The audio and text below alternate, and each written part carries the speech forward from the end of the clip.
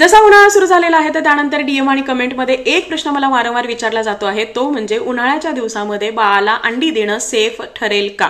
कारण अंडी ही उष्ण असतात. उन्हाळ्यामध्ये बाळाला या अंड्यामुळे हीटचा त्रास तर सुरू होणार नाही ना, आणि जर द्यायचे असतील तर ते कोणत्या वेळेमध्ये, किती प्रमाणामध्ये, कशा प्रकारे, काय टिप्स फॉलो करून द्यायला हवेत?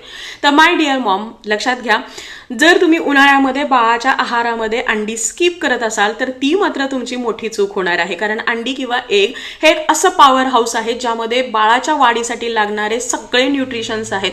या छोट्याशा अंड्यामधून बाळाला पुरेसं असं पोषण मिळणार आहे. अंड्यामध्ये भरपूर असं प्रोटीन आहे ज्यामुळे बाळाची मसल ग्रोथ छान होणार आहे. यामध्ये व्हिटॅमिन डी आहे ज्यामुळे बाळाची हाडं स्ट्रॉंग होणार आहे. यामध्ये हेल्दी असे फॅट्स आहेत ज्यामुळे बाळाची ब्रेन डेव्हलपमेंट छान होणार आहे. आणि त्यासोबतच यामध्ये भरपूर असं आयर्न आहे ज्यामुळे बाळाची भूक ही वाढणार आहे. बाळाला भरपूर एनर्जी मिळायला मदत होणार आहे. तर असं एक छोटंसं अंड बाळाला खूप काही वेगवेगळ्या गोष्टी वाढीसाठी लागणाऱ्या किंवा विकासासाठी लागणाऱ्या पुरेशा प्रमाणामध्ये प्रोव्हाइड करणार आहे. त्यामुळे उन्हाळा असो, हिवाळा असो, पावसाळा असो, तुम्हाला बाळाच्या आहारामध्ये अंड्याचा समावेश मात्र जरूर करायचा आहे. अर्थातच उन्हाळ्याच्या काळामध्ये हे जे काही वाढतं तापमान आहे अशा वेळी तुम्हाला काही विशेष गोष्टी लक्षात घेणं गरजेचं आहे.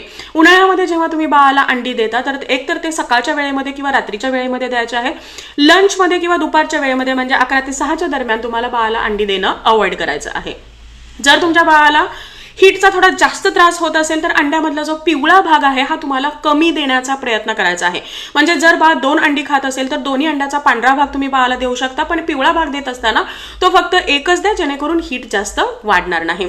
तसे तर हे दोन्ही पूर्ण अंड हे बाळासाठी खूप जास्त गरजेचं असतं. बाळ 1 वर्षापेक्षा लहान असेल तर पिवळा भाग तुम्ही सकाळच्या किंवा संध्याकाळच्या वेळेमध्ये बाळाला देऊ शकता. कोणताही पदार्थ जर मॉडरेट अमाऊंटमध्ये खाल्ला गेला तर तो कधीही आपल्यासाठी बाधक ठरत नाही. सेम हे अप्लाय होतं अंड्याच्या बाबतीमध्ये सुद्धा.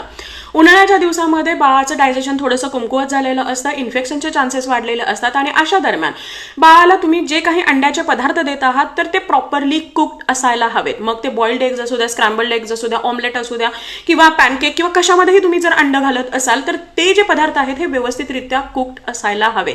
रॉ एग्ज बाळाला देणं तुम्हाला अवॉइड करायचं आहे. आपल्या चॅनलवरती खूप साऱ्या एग रेसिपीज आहेत, तुम्ही त्याही ट्राय करू शकता आणि त्या पद्धतीने वेगवेगळ्या फॉर्ममध्ये बाळाला एग्ज देऊ शकता.